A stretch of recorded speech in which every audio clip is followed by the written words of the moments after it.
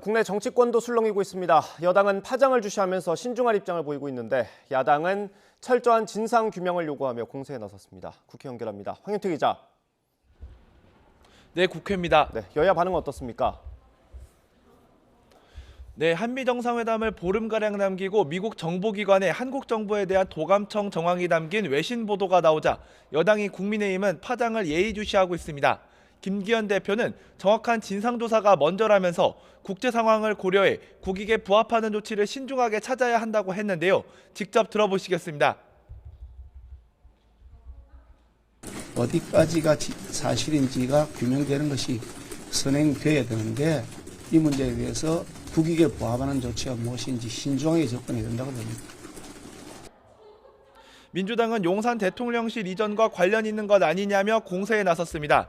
이재명 대표는 최고위원회의에서 대통령실이 도청에 뚫리는 것도 황당무계하지만 동맹국 대통령 집무실을 도청하는 것도 상식적이지 않다고 지적했습니다.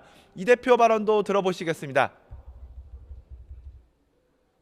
일국의 대통령실이 이 도청에 뚫린다고 하는 것도 황당무계한 일이지만 동맹국가의 대통령 집무실을 도청한다는 것도 상식적으로 납득하기 어려운 일입니다.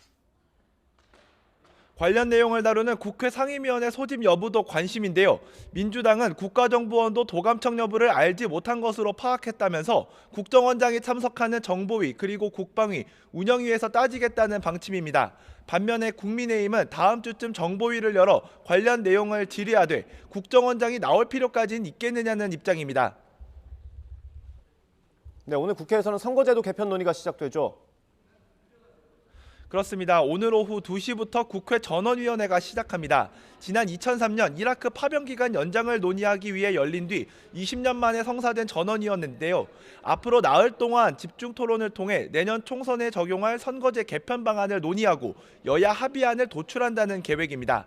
앞서 국회 정개특위는 3가지 개편안을 내놨는데 여야 모두 중대선거구제와 비례제 확대를 두고 입장이 첨예한 상황입니다. 여야 모두 국회의원 정수 확대는 어렵다는 입장이었는데 국민의힘은 의원 정수를 최소 30석 줄일 수 있다는 입장이라 논의의 진통이 예상됩니다.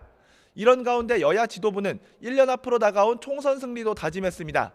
국민의힘 김기현 대표는 최고위원회의에서 검사 공천 같은 괴담은 근거가 없고 공정하고 투명한 공천이 이루어지도록 철저히 감독하겠다고 밝혔습니다.